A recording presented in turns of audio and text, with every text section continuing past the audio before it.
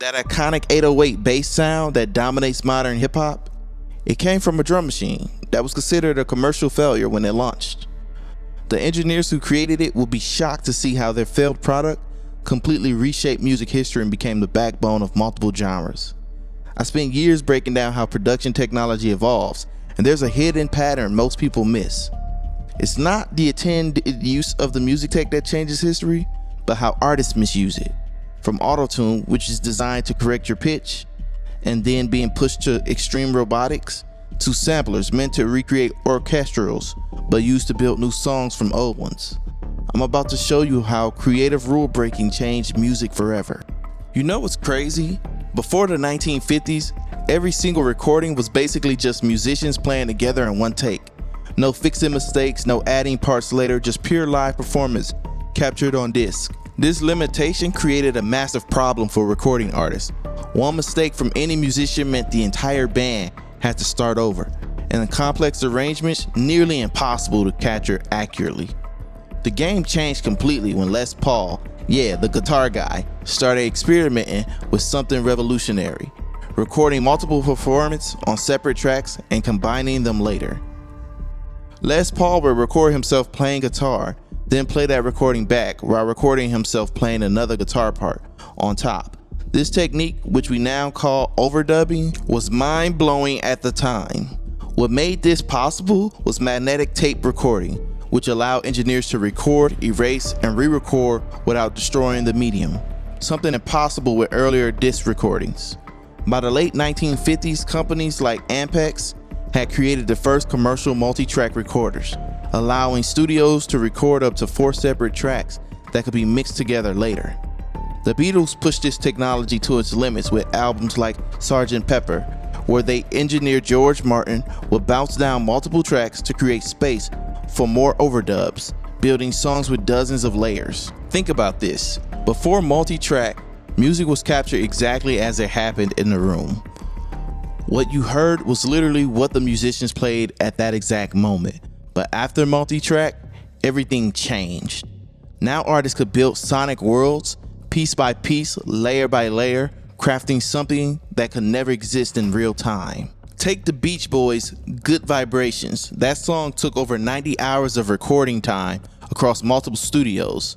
Brian Wilson would record different sections separately, experimenting with unusual instruments like theremin and electro-theremin, and then piece everything together like a musical puzzle. That kind of production was straight up impossible before multi-track. Or think about Stevie Wonder's Living for the City, where he played almost every instrument himself, recording each part separately.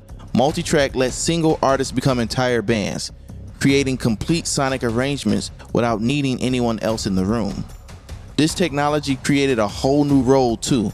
The producer, as a creative force, suddenly the person behind the board wasn't just capturing performance, but helping shape and build them. People like Phil Spector with his wall of sound technique, or George Martin with the Beatles, weren't just recording engineers. They were using the studio itself as an instrument. Studios themselves became magical places where the impossible became possible. Before multi-track, there were basically just rooms with good acoustics and a microphone. After, they became laboratories for sonic experimentation, where artists could spend months crafting the perfect sound. This completely changed how we think about what music even is. It created this massive divide between live music and recorded music as two separate art forms with different rules and possibilities. Live music stayed rooted in real-time performance, while recorded music could explore territories no live band could reach. Think about the psychological impact too. Before multi-tracks, musicians had to nail perfect performance in single takes. The pressure was intense. After multi-tracks, artists could focus on creativity instead of technical perfection, knowing they could fix mistakes or try different approaches later. By the 1970s, 24-track recording became the studio standard, giving artists even more creative freedom. Albums like Fleetwood's Mac Rumors or Pink Floyd's Dark Side of the Moon use every bit of that technology to create lush soundscapes with dozens of overlapping elements that would be impossible to reproduce exactly in a live setting. Multi-track recording didn't just change how music sounded, it changed what kind of music artists could even imagine making. It opened the doors to new sonic possibilities that shaped entire genres, from rock to disco to eventually hip-hop and electronic music. When music evolves, it's never just about the notes being played. It's also about the sounds those notes are made with. Multi-track recordings gave musicians incredible freedom to layer existing instruments, but there was still one major boundary they couldn't cross. They were limited to sounds that physical instruments could actually make. But what if you could design something completely new that had never existed before? What if instead of choosing between a piano or a guitar, you could create a sound that was entirely your own, built from electrical signals and shaped exactly how you wanted it? This is where our story takes its next revolutionary turn. Before the 1960s, if you wanted a new sound, your options were pretty limited. You could modify existing instruments, combine them in unusual ways, or literally build something new from wood and metal. Then came Robert Moog, an engineer with a vision that would transform music forever. The Moog synthesizer wasn't just another instrument you could pick up and play. This was an entirely new approach to creating sound. Instead of strings vibrating or air moving through tubes, the Moog generated sounds using electrical oscillators, filters, and envelopes. Musicians weren't playing the notes. They were designing sounds from their most basic components. Early synthesizers looked more like telephone switchboards than musical instruments. They were massive wall-sized machines with countless knobs, patch cables, and models that required serious technical knowledge to operate. The cost and complexity meant only the wealthiest studios, universities, and a few adventurous musicians could access them. Despite their intimidating appearance, these machines offered something revolutionary: the ability to craft sounds that simply couldn't exist in nature. As Brian Eno later described it, the synthesizer allows you to create sounds that are not just imitations of real instruments, but entirely new sonic experiences. The turning point for synthesizers came in 1968, when a classical musician, Wendy Carlos, released an album called Switched On Bach. Instead of treating synthesizers as weird space noise generators, Carlos meticulously recreated Bach's composition using only the Moog synthesizer.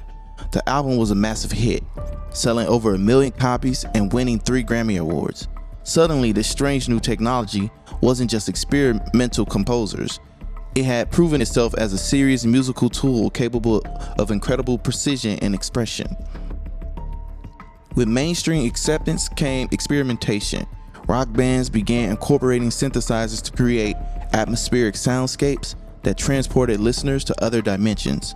Pink Floyd used synthesizers throughout their landmark album, Dark Side of the Moon, creating otherworldly textures that perfectly matched their cosmic lyrics. These weren't sounds attempting to mimic traditional instruments. They were entirely new sonic experiences that expanded what music could be. But synthesizers didn't just enhance rock music. In the mid-70s, Italian producer Giorgiano started working with disco singer Donna Summer, using synthesizers to create futuristic sequences and pulsing bass lines. Their collaboration produced I Feel Love, a track so revolutionary that when fellow musicians Brian Eno first heard it, he reportedly told David Bowie, "I heard the sound of the future." Those hypnotic synthesizer patterns would become foundational to electronic music, disco, and eventually techno and house music. As with most technologies, synthesizers evolved rapidly. The earlier behemoths that filled entire rooms gave way to more compact designs. The real breakthrough came when the Mini Moog in the early 1970s, a portable keyboard-based synthesizer that didn't require patch cables and complex setup. These accessibilities meant that working musicians could actually bring synthesizers on tour and integrate them into live performances. The impact was enormous. Suddenly, every musician had access to an entirely new palette of sounds. It wasn't just about playing different notes. It was about creating sounds that had never existed before. Composers were no longer limited to choosing from existing instruments. They could design exactly the sound they wanted from scratch. Think about what this meant for creative freedom. Before synthesizers, if you wanted a sound that glided smoothly between notes, something impossible to do on a piano, or a bass tone that pulsed with mathematical precision, or textures that evolved and morphed over time, these were simply impossible. Now they were just a few knob turns away. While synthesizers gave us new sounds, someone still had to program the rhythm section. Enter the Roland TR-808, possibly the greatest failed product success story in music history. Released in 1980, Roland created this drum machine as a budget-friendly option for recording demos without hiring a drummer. But there was just one problem. It sounded nothing like real drums. Professional engineers and session musicians laughed it off. The kick drum was too boomy, the snare too thin, and the hi-hats too artificial. Sales were so disappointing that Roland eventually discontinued it after just a few years, having sold only around 12,000 units. By all conventional metrics, the 808 was a commercial disaster. But sometimes being wrong in just the right way creates magic. The 808's distinctive bass drum, that's deep, powerful boom that most drummers hated, caught the attention of early hip-hop producers who weren't looking to recreate a studio drummer sound. They wanted something that would shake the rooms and cut through the radio static. African Bambaataa changed everything with his 1982 track, Planet Rock. He embraced the 808's synthetic quality and cranked that artificial bass drum to create something entirely new. The track became a blueprint, demonstrating how these bad drum sounds could become the foundation for revolutionary music that didn't try to mimic traditional, but instead forged new sonic territory. The 808's boom became the heartbeat of hip-hop and later trap music. Those fake drums found their true purpose in genres that celebrated their artificial nature rather than hiding from it. What's wild is that the very characteristics that made the 808 a failed, its unrealistic sound, is exactly what made it a legend. While this electronic rhythm revolution was happening, another game-changing technology emerged, the sampler. Unlike drum machines that generated sounds electronically, samplers could record snippets of real-world audio and allow musicians to manipulate and repurpose them. Early pioneers used massive, expensive machines like the Fairlight CMI that cost as much as a house, putting this power solely in the hands of established studios and wealthy artists. But the real democratization came from when Roger Lennon designed the MPC 60 for Akai in the late 1980s. This revolutionary device combined sampling technology with a drummer-friendly interface featuring 16 pressure-sensitive pads. Instead of programming notes on a keyboard or drawing them on the grid, producers can now physically play their samples by tapping these pads with their fingers. The MPC represented a massive shift from previous machines. It wasn't just more affordable, it was more intuitive. Its design recognized that making beats was a physical, rhythmic act. You can feel the music as you created it. This tactile approach made production accessible to people who might not have had formal musical training, but had an innate sense of rhythm and creativity. What happened next was nothing short of revolutionary. Suddenly, if you had an 808 or MPC, you could be a one-person production house. You didn't need access to expensive studio time, session musicians, or traditional music education. A kid in the Bronx with just these tools could create tracks that competed with major label productions. This accessibility completely transformed who could make music. People previously locked out of the industry by financial barriers, lack of connection, or limited access to traditional music could now express themselves musically. The tools that professionals initially rejected as inferior became the foundation for entirely new genres and approaches to music making. The impact was especially profound in hip-hop, where sampling became both a technical method and a cultural practice. Producers could dig through crates of old records, finding forgotten soul breaks or jazz riffs, and breathe new life into them by chopping them and looping them and layering these samples with 808 drums. This practice connected past musical traditions with new form of expressions, creating a rich dialogue between eras. As those crate-digging producers were flipping samples and creating new beats, something revolutionary was happening inside our computers. The recording studio, once a sacred temple that only the chosen few could enter, was about to be completely reimagined in pixels and code. You didn't need $1 million facility anymore, you just needed a laptop. The shift from hardware to software changed everything about music production. Think about it. Those early studios with their massive mixing boards, racks of outboard gears, and walls of expensive equipment represented a serious barrier to entry. If you wanted to make a professional record in the 80s or 90s, you were looking at dropping thousands of dollars per day just to rent studio time. And that's before paying session musicians and engineers and producers. When digital audio workstations first hit the scene in the late 80s, you weren't exactly democratizing force. They later become the early Pro Tools systems, still required specialized hardware and were priced way out of reach for most musicians. These systems were basically just digital versions of the same exclusive club, still only for professional studios with serious budgets. The game really changed in the early 2000s. Computer processing power finally caught up to our musical ambition. Suddenly, a regular home computer could handle tasks that previously recorded custom-built professional systems. This technological leap forward meant that producers could mix dozens of tracks, apply complex effects, and manipulate audio in ways that would have required rooms full of equipment just a few years earlier. This is when we saw programs like FL Studio, which many of you might remember as Fruity Loops, Ableton Live, and Apple's GarageBand, completely flipped the script on who could make professional sounding music. A bedroom producer with $1,000 laptop now has access to tools that rival multi-million-dollar facilities. The gates were wide open. What made these DAWs so revolutionary wasn't just their affordability, it was how they brought everything together in one place. All those innovations we've been talking about, multi-tracking, synthesis sampling, drum programming, were now integrated into single visual interfaces where you could see your music taking shape in front of you. You could draw in notes, cut and manipulate waveforms, apply effects, and mix your tracks all within one program. The visual nature of DAWs made music production more intuitive. Instead of having to understand the complex signal routing of a physical studio, you could literally see how your audio was flowing.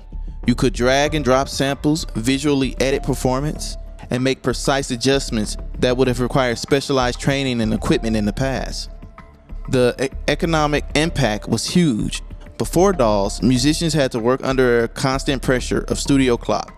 Every minute cost money, which meant less time for experimentation and creative risks. If you wanted to try something wild, you had to commit to paying for that studio time, whether the idea worked out or not. But with DAWs, that pressure disappeared. A bedroom producer could spend months perfecting a single track without worrying about the studio bills piling up. This freedom from financial constraints led to an explosion of new music.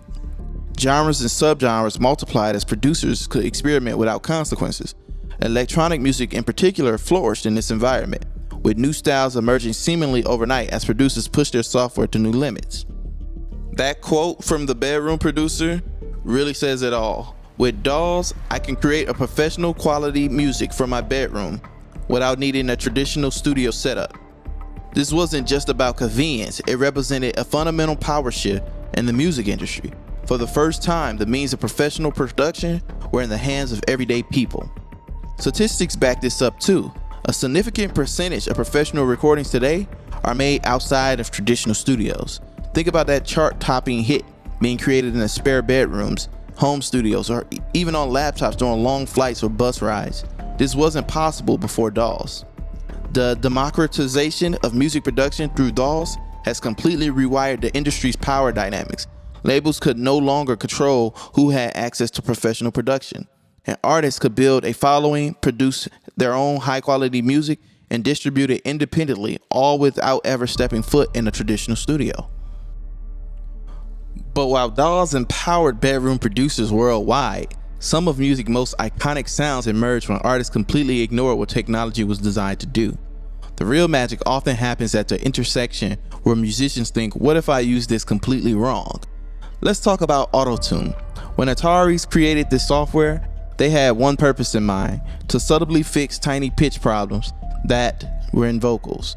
It was supposed to be invisible, like a digital makeup for singers who almost hit the note but not quite. Then T-Pain walked in and cranked that dial all the way up. The engineers at Ataris were shocked. They literally thought T-Pain misunderstood how to use their software. Here was this artist deliberately exaggerating the very effect they designed to be unnoticeable. But that mistake transformed Auto-Tune from a studio secret into the defining vocal sound of an entire era. That robotic vocal effect dominated the 2000s and still influences music today. all because someone decided the instruction manual was more like a suggestion. The TB-303 story is even wilder. Roland designed this little bass synthesizer for guitarists who wanted a bass accompaniment. When practicing alone, it bombed so hard they discontinued it after selling just a few thousand units. These things were collecting dust in the clearance bins, considered worthless by the company that made them. Then some Chicago DJ got their hands on these cheap failed devices, started messing with the knobs, and they weren't supposed to touch during playback. By manipulating parameters in real time and pushing the machine beyond its intended use, they discovered those weird, slakoosh acid-like sounds that nobody had heard before. That mistake birthed acid house music and sparked a revolution in electronic sound that continues today. What's crazy is how surprising the manufacturers were. They built these tools for specific purposes in mind, then watched in amazement as artists completely reinvented them. The original purpose became irrelevant, the wrong way became the right way.